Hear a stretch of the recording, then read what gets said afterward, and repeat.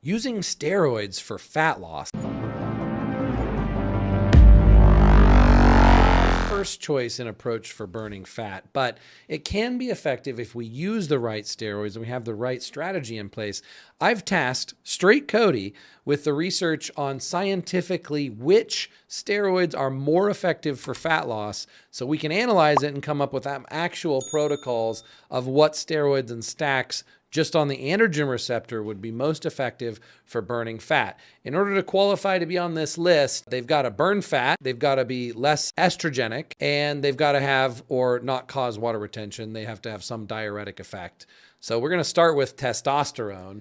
Testosterone, is it good or bad as a fat loss steroid before we get into the more exciting ones? So I don't think it's a good steroid for fat loss because well, it aromatizes into estrogen, right? So we don't want that. And in fact, if you're a very fat person, you shouldn't really be taking high doses of testosterone in order to lose fat.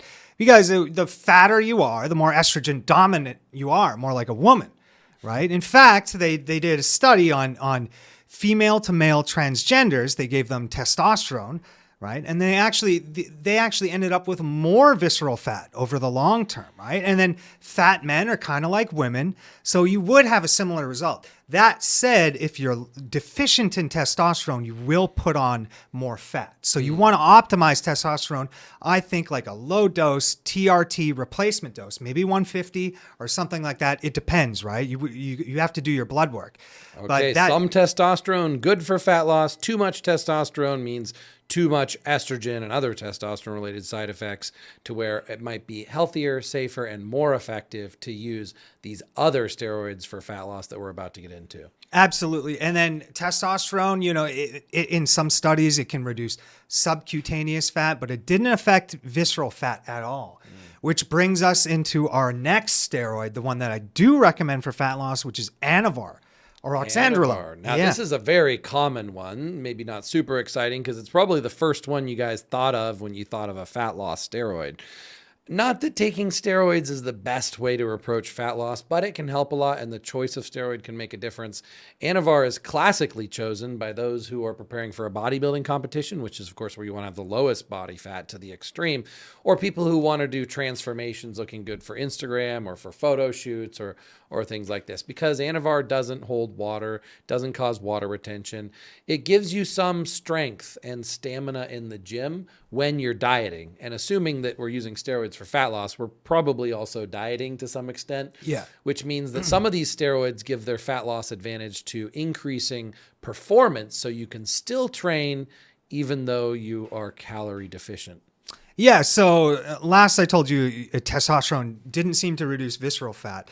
So if we're going to look at this chart here, visceral fat is the fat that's in and amongst your organs. It's kind of the deep-seated fat. Subcutaneous fat is on the surface. So oxandrolone was able to reduce both types of fat, which is very great. And right? is this diagram of a human female, a male, or a ladyboy? So I'm going to look at this, and this is a female. This is a born female. This is a natural female. And is that because it's got a vagina and a uterus? Yeah, it's got the vagina. Well, there's no pee-pee there. I don't know if you'd be able to see it could have had the pee-pee cut off. Maybe the pee-pee was cut off. But there's a vagina also, so yeah. This is a female. All right. But female steroids list, Anavar is the top of the list. It's what most females use. And most females don't want to get big muscles.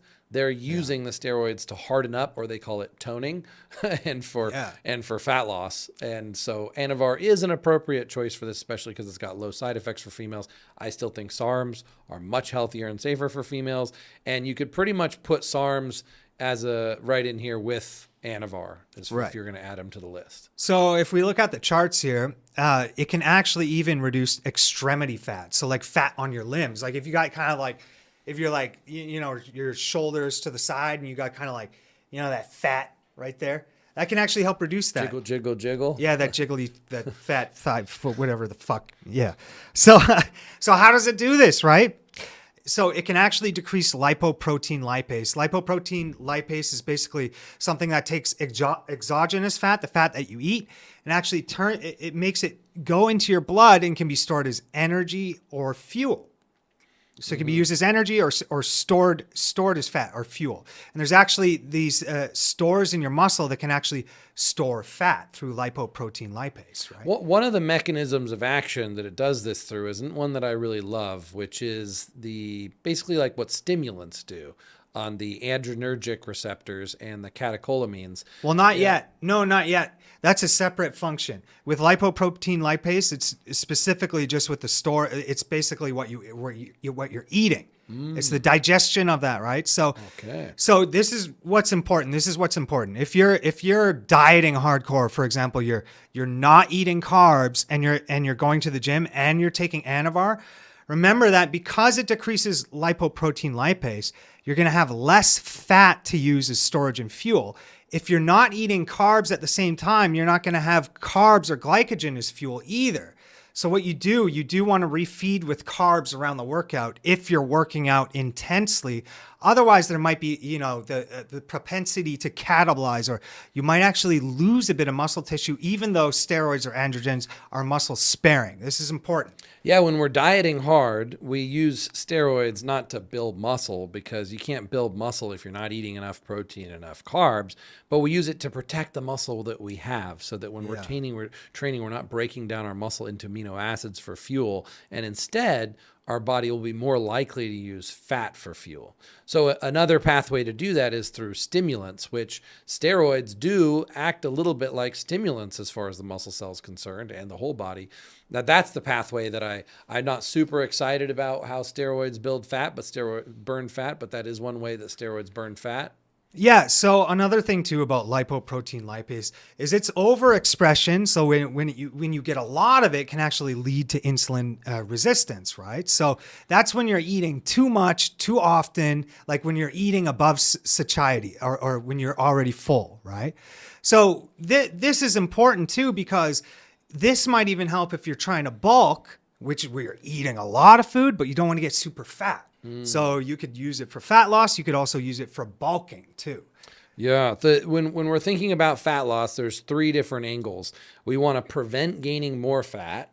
We want to release the fat that's already stored in our body to be able to use for fuel. And we want to increase our body's ability to actually use the fat for fuel. So it's prevent fat gain and release fat and burn the fat. So you can see that some of these steroids are actually working, even though they're not working extreme, like the extreme fat burner we talk about sometimes was one of these 3 things. It's affecting all 3 of these different things. It makes it less likely to put on fat, easier to release fat, and easier for us to burn fat for fuel. Yeah. So another thing too is that when you exercise, if you scroll down a little bit here, a little bit more, when you exercise, it actually increases LPL or lipoprotein lipase expression in the muscle tissues and not the fat. So when you exercise, it's kind of like glycogen and carbs. When you exercise, it's preferential to the muscle tissue and not to be stored as fat. That's really interesting. Yeah. It's all about bodybuilding is all about nutrient partitioning. Like the food that you eat, is it going into muscle? Is it going into fat? The calories that you burn, is it coming from fat or is it coming from muscle? All of these hormones simply flip little switches in the body that are natural switches. The switches are already there to do more of what we want and less of what we don't, because we're looking for an unnatural result. And so we're modifying our natural hormones to give us an unnatural result. Right. So now the other pathway is the B-adrenergic receptor. So then Anavar upregulates these receptors, right? And these receptors are for catecholamines. Catecholamines are basically like adrenaline or noradrenaline, right? So which is interesting, because something like ephedrine is used for weight loss, right? Because it makes epinephrine, which is basically adrenaline. Right. So if it upregulates the receptor, then it's going to make the stimulants that we use more effective in the muscle. Absolutely. If that's true. Wow. Yeah, absolutely. So, and all of these things have health side effects. Okay, taking steroids has health side effects, but think about the health benefits. If you lose the fat and you're leaner and you're stronger and you're more motivated, does all of those benefits of the steroid outweigh the side effects of the steroid? That depends a lot on what steroid we're using and what the side effects are there. If it's a very low side effect steroid like Anavar, for example, I mean, for a lot of people, the benefits for fat loss are going to far outweigh the potential side effects. Right. So with Anavar here, it decreased the visceral fat even more than abdominal fat, right? Subcutaneous, which And the visceral fat's more significant as a health concern. Well, exactly. So when you lower visceral fat, it actually reduces heart disease or atherosclerosis. But I thought steroids cause heart disease. Yeah, Well, see, it depends on the balance. person. If you got someone who's obese and they use steroids to do a transformation and lose the fat, their cardiovascular system's probably going to be a lot healthier for using the steroids than not using the steroids and staying out of shape. Right. So now another thing about Anavar is permanent fat loss. I mean, unless you change your diet, you're not going to have a rebound where you're kind of putting this fat back on. So permanent fat loss could be considered like the destruction of the fat cell itself, like getting liposuction, getting it sucked out, or using some kind of laser or radiation, heat, cold, freezing. But that there's what we're talking about is versus like doing some crazy diet where you have a rebound and you gain the fat back afterwards, or you do something that wrecks your metabolism. This way, we might not be eliminating the actual fat cell, but we're losing the fat in a way that we're not likely to gain the fat back. Okay, so this part is really interesting, okay? We're going to talk about stem cells. They're called pluripotent cells. These are the cells that when your fat cells actually recycle at about 10% per year. Tony's right. With the fat cells that you gain, you have the rest of your life, the number you have, right? But they do actually recycle and become new fat cells again. The body just regenerates, cells regenerate in that way. But what happens when you take androgens, they actually influence those cells that when they're recycling, they actually influence to become muscle cells. This is real. This is real stuff. Now, these cells actually recycle at about 10% per year. These fat cells will recycle at about 10% per year. If you take steroids if you take steroids for 10 years, you'll change 100% of those fat cells into muscle cells. Wow. But the thing is that's subject to a lot of people's like diet or whatever they're doing. But that's technically you could, but yeah. I mean, this is one of the reasons why it's easy to maintain my physique is I did the mass blast. I built permanent new muscle, but I just stay on a little something all the time. And so I'm much less likely to store fat. And it kind of changes my body, like especially the guys that use growth hormone, which is a totally separate compound. But the guys that use these compounds long-term over time, the body just becomes lower maintenance, less fat, more muscle. And it's because of these long-term processes, these domino effects that are happening on a cellular level. So Cody has now scientifically figured out exactly what are the mechanisms. Scroll down. Look at these stem cells here. So you scroll down even more. You can... Right here. Okay. So you can influence. The androgens will influence your genetics. This is epigenetics. So it's like it actually can change the type of cells that are being produced in your body. So the stem cell could either become an endothelial cell, a smooth muscle cell, a brown adipose tissue, a white adipose tissue. Yeah. And we want these cells to become muscle cells. We don't want them to become fat cells, unless they're brown fat cells. Exactly. Brown fat is good. So this is why. And I think this is part of the reason why you see guys that they've been taking steroids for a very long time, like their bodies look like drastically different. You know? So there's some benefit to doing short cycles and being off most of the time, but there's also a benefit of taking a little bit of something very long term and causing this cellular change over time. So Anavar could be one of those things that you could take over a long period of time, because even though it's 17 alpha alkylated, it's metabolized different than other types of those steroids. So it actually doesn't show that much liver stress, surprisingly. Mm-hmm. So this sounds like a sales pitch for Anavar. Yeah, wonderful. Everyone take Anavar. Keep in mind, guys, Anavar is like a weak steroid compared to the other ones. It's just very low side effect and very long term has significant effects on preserving muscle and losing fat. But this is a slow and steady steroid. Yeah, like when I tried Anavar, it's like I didn't really notice much of anything. Whereas if I try Anadrol, it's like boom, you just kind of you just blow up, right? Mm-hmm. So another interesting thing too, if you're gonna use Anavar for fat loss, right, you can actually combine it with caffeine. It increases its potency greatly, and you can use caffeine for weight loss as well, right? So it actually, they showed this here is because it shows the amount of the drug being excreted in urine, right? So it increased the amount that was being excreted. You think, oh, if it's being excreted, I'm losing the drug. But actually, bioavailability is correlated with excretion rate through drugs. And here's the research that backs this up. So it can increase the potency of Anavar, taking it with caffeine. Okay. Yeah. Good. I mean, I like using stimulants. I don't like using too much. And if there's a way that we can make the stimulants more effective for the purpose that we're using it, such as muscle contractions and fat loss, then that's much better. I worry about the effect of stimulants on things like the heart. I wonder if taking the steroids also makes the heart more sensitive to it. But we also take other ancillaries like telmisartan and nebivolol, for example, which block a lot of the negative effects of steroids on the heart. Yeah, yeah, absolutely. So another steroid for fat loss, tren. Trenbolone, of course. You guys thought we were going to start with tren, I bet.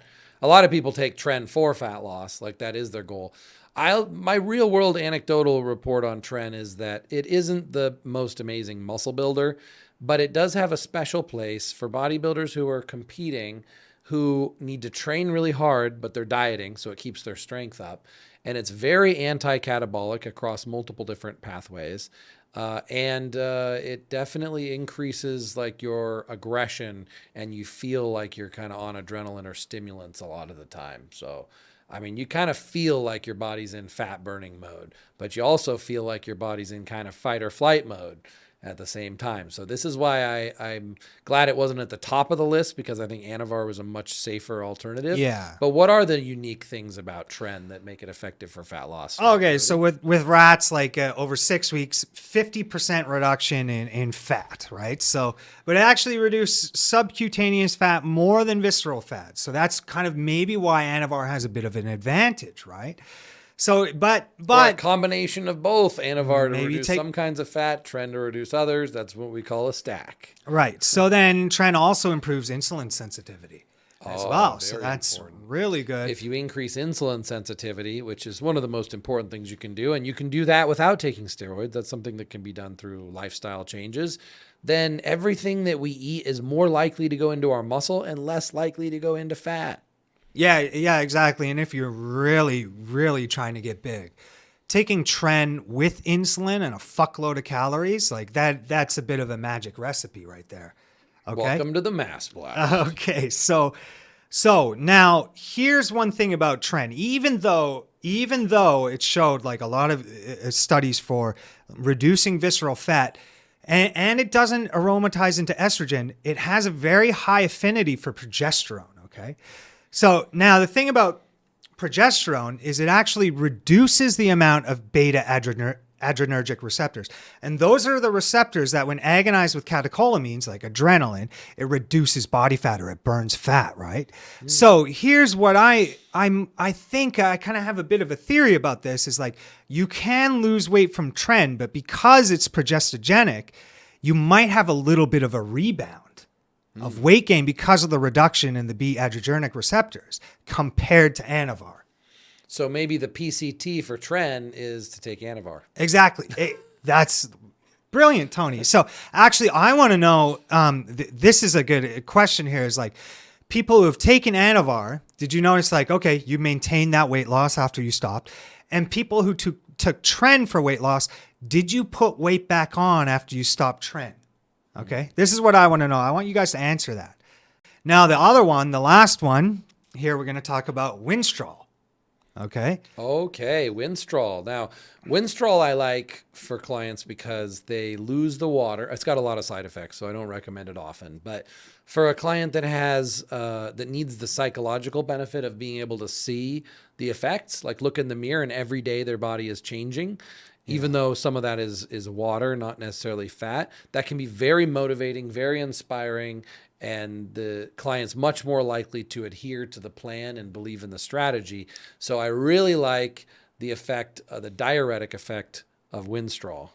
Right. So that said, Tony's right. I haven't actually seen any studies show that it reduces visceral fat at all, but it's non-aromatizing, so you're going to lose water. And Tony's right. Yeah, maybe that instant aesthetic is very motivating for a fat fucking piece of shit, right? You know what I mean? So So yeah, that's pretty much it for. Well, and the reduction of estrogen too. Tren doesn't convert to estrogen. Winstrol is kind of an anti-estrogen in and of itself, Yeah. just like Masterone and Primobolan, for example, which are two other steroids that easily could have ended up on this list. But reducing estrogen itself, any steroids that do that or doing a low estrogen cycle helps with fat loss. Not at getting rid of estrogen completely, but just lowering estrogen has a significant fat loss benefit. Right, exactly. But that said, too, Winstrol does lower SHBG. If you're taking testosterone, that might increase the effects of estrogen. I don't know. It's complex, right? It's not so simple. It's like that said, too, with Tren, right? If you're taking Tren solo, it's going to be more effective at fat loss than taking it with a lot of testosterone, okay? Because people, if they're going to run Tren, they're probably running testosterone. They're probably running high doses, too. So maybe just a normal test base. What do you think about that?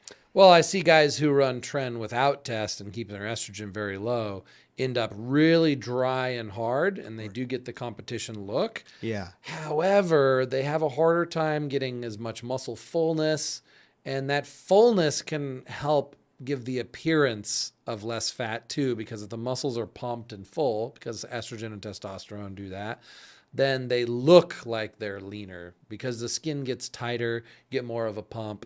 So this is a trade-off. I worry about people using Tren with no testosterone for long periods of time, and they have a hard time building muscle. It's like the estrogen plus the Tren is what really builds the most amount of muscle. Yeah. But then that's not necessarily the best combo for fat loss. Yeah, exactly. So now these are steroids for fat loss, right?